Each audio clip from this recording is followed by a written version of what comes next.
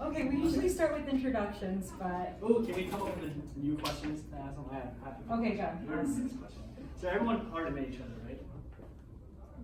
Y'all introduced each other? Good. Alright, so we're gonna go around the table, and the question is your favorite Disney song. And sing. What? Your favorite Disney song. I don't have any. Wasn't that what the question I asked you? What's your favorite color? Go. Green. Pink. Blue. Red. You don't even know your color? We're all like basic colors. I'm Luke, and my name's Johnny. I'm a fourth year student. Yeah. And my name is Elizabeth. I'm a P3 student. So we're going to talk about networking. Just a quick question for everybody. Who's interested in maybe pursuing a residency or a fellowship or any sort of post-schooling? Okay, Cool. wow, awesome. So we'll kind of gear our presentation towards that and why networking is so important, especially if you are interested in pursuing a residency or a fellowship. So you've heard the saying probably hundreds of times, it's not what you know, it's who you know. At the end of the day, your GPA is important, but that's not gonna necessarily get you your job. It's very important to start networking now. As a P1 pharmacy student, I networked with other pharmacy students in LECOM, so within my class, and also your second or your third year. So start forming those relationships, because when those students do graduate, like Johnny, he's a P4, when he does graduate, if you're interested in working for that hospital or that company, having that connection built is going to be really important to get you maybe through the door with an interview. So what is networking? It's basically interacting with other people when you're either exchanging information, developing your pool of contacts, and building relationships. It's really important to build those relationships throughout pharmacy school. And you'll probably hear this over and over, but pharmacy is a very small world. With my experience, especially going to these conferences that you can attend as a pharmacy student, I've met student pharmacists from all over the nation, even pharmacists that hold pretty high up leadership positions at their hospital. So at that opportunity, when I do graduate, I do have that pool of contacts. So when should you start networking? Right now, we kind of discussed, networking with your peers, but also trying to attend some conferences, even as a first-year pharmacy student. Of course, your academics is the most important thing right now, but you need to have that balance. So I definitely would recommend, joining organizations and so forth. So I'll go a little bit more into detail about that. So your current network, everyone has a current network. That's going to be your friends, your family. Your uncle might be the pharmacy manager at Walgreens. So everyone has their network right now.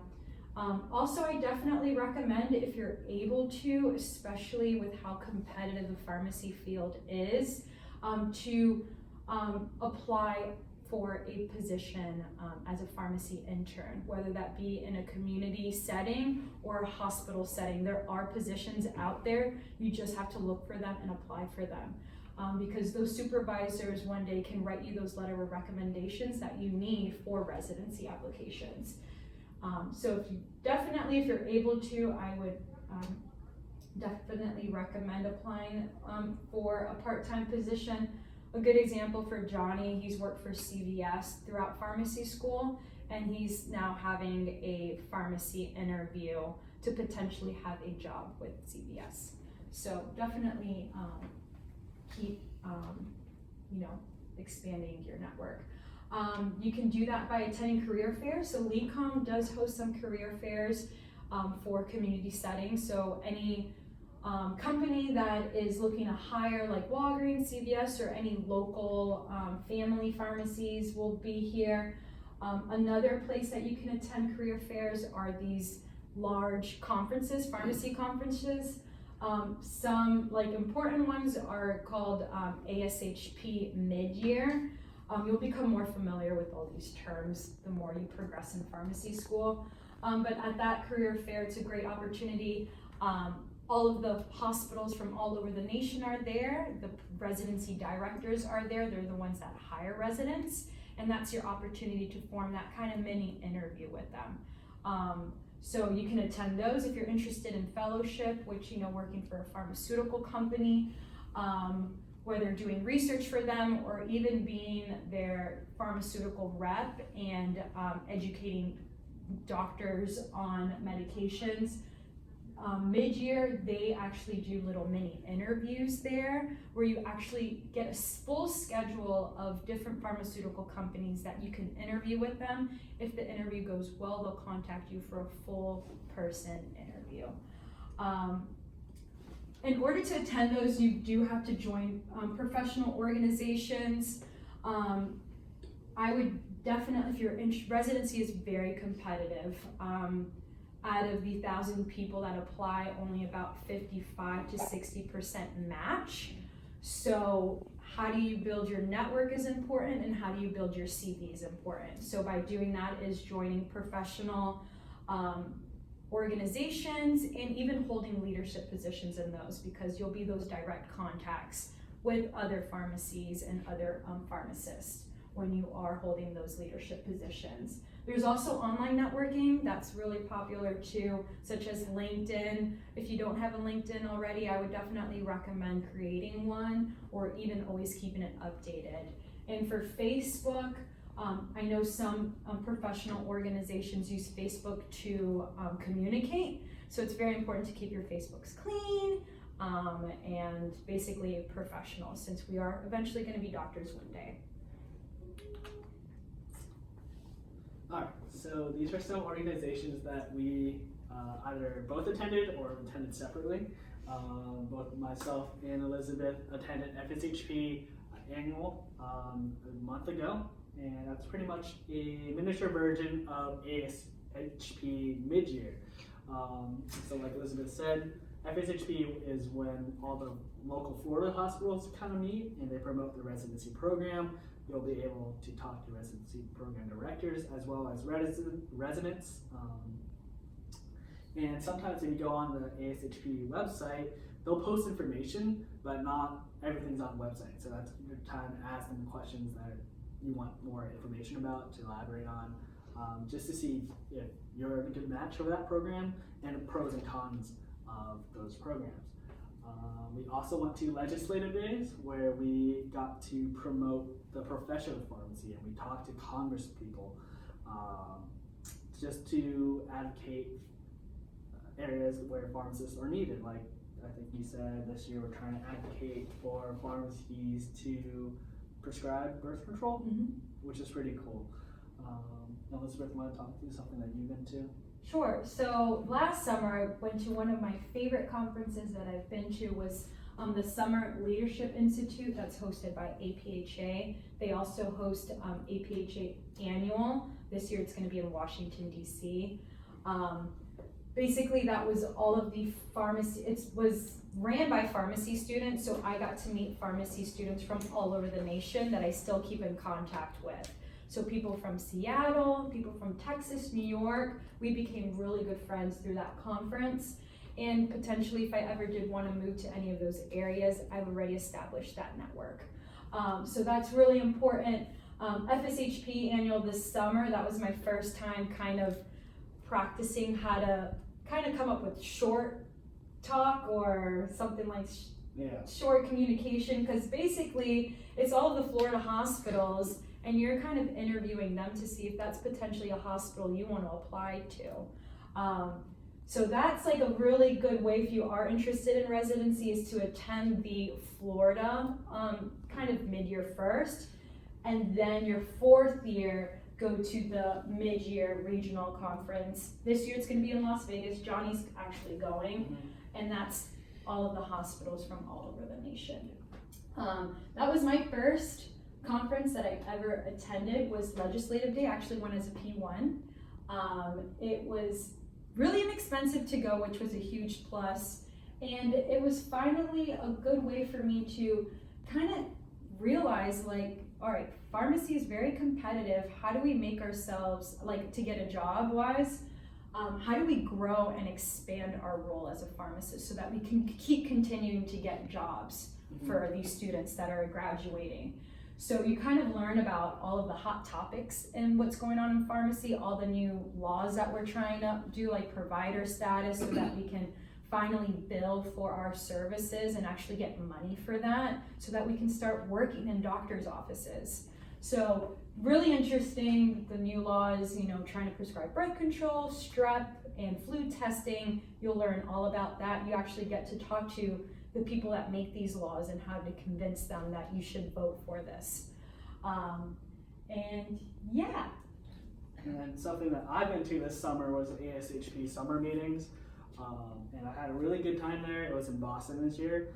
And the first day, I didn't even know it, but I was sitting at a table with some of the board members of ASHP itself. So I talked to like the COO, a chairman, and some very heavily influential people that can make myself a better candidate when applying for residency. And I still keep in contact with them today, just by little tips and tricks that we're going to go into further detail. So you go to one of these conferences, how should you act? First of all, most of these conferences are designed for pharmacists to go and get their CE credits, right? And it's a privilege for us to go because they'll make a program just for students, whether it's to talk about leadership, about mentorship, and then of course residency showcase, so that we can go talk to residencies and possibly match with them, right? So definitely want to show them respect, thank them that we're here, and that we got invited. Secondly, you want to be interesting. So how do you do this? You've probably already heard about resources that you can go online to stay up to date on pharmacy. One of them is actually called uptodate.com, where it talks about the new and upcoming events. And then another one's Pharmacy Times, right? You get weekly newsletters. Hey, this is happening. Newer research in this, breast cancer is coming out, right? And then you might want to do some homework on these residency programs or these companies that they don't post on their website. And you want to be updated on things that are happening outside of pharmacy. Like the big thing that's happening right now is that fire in Amazon, right? Find out talking points so at least you can reach out there and kind of make a connection. Step outside your comfort zone. This, in my opinion, is probably the hardest thing to do, especially if you're more of a homebody, if you're more shy. All it takes is just be like, hi, my name's Johnny. I'm a fourth year student at LeCom. I'm interested in your program. What can you tell me more about? That's it, and that's how you get the conversation starting. Invite others to join you. So most of these conferences, you have thousands and thousands of people attending it, right? So you don't want to keep your body language closed. What I mean by that is crossing your arms, like you're not smiling. So keep that in mind, that nonverbal cues are almost as important as verbal cues, okay? Always make sure to shake their hand when you meet them, and then shake their hand when you leave. Refer to people by name. Yes, it's nice if you see me out at a conference like years from now, and you know me, I'm Johnny, but you kind of want to start off by being respectful. They are a pharmacy doctor, so you'd be one to be like, hi, Dr. Wen, I saw you on Seminar for Success, things like that. Turn conversations into conversation. This goes around going back to like keeping up to date. Know what you're talking about. You don't want to make a fool of yourself. And lastly, have an escape plan. So if you need to leave, just don't walk away. Make sure, I know it sounds crazy, but I've seen it happen so many times where people just like dip. Or if right? you lose interest, just don't be like, oh, okay, bye. Yeah, like, I mean, it happened to me every now and then. I'm like, oh, okay, I'm not really into this program. I thought it was cool, but now it's like, I'm not really interested anymore. Just be respectful, excuse yourself, be like, hey, I need to leave, or something like that, and then excuse yourself, and remember, shake their hand as you leave, okay? And yeah, just keep in mind that pharmacy is a small world. So even though that you may not like that company or that manager that you have right now, you always want to treat it like a job interview, because who knows, they might be best friends with the hospital that you're, Right. the hospital's manager that you're really interested in applying to. So always be respectful and professional. All right, so tips. Always dress professionally. I mean, Lecon's pretty well preparing you guys for that. You know, there's days where you don't want to put on that shirt, you don't want to put on that tie, you just want to be in sweats and come to class. And it's just practice for the real world, right? Create an elevator pitch. And what an elevator pitch is what do you want to tell a person when you step into the elevator with them and travel to like the 5th floor? I mean, you want to tell them your name, your phone number, email, and the purpose of that conversation, right? So spit out the most important things you have so that way it's memorable. Student business cards. I brought some of mine myself today. Cheap, affordable. Organizations on campus do sell them. I know FSHP does sell them. It tells them pretty much everything elevator pitch will tell them. Your name, who you are, where you're from, your phone number, how to contact you. That's it, right? And some people have interesting ways on how to like document behind a business card.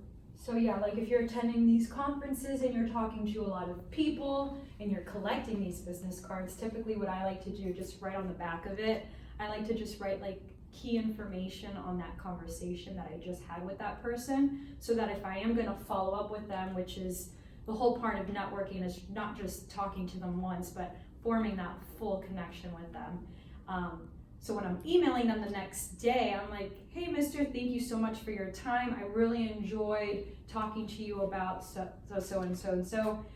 Like FYI, I love that beach too, or this is the picture of my dog. Like just something that they put a face to your business card as well. Mm-hmm. So that if you were to see them again, you can just jump from that conversation you ended and just start it.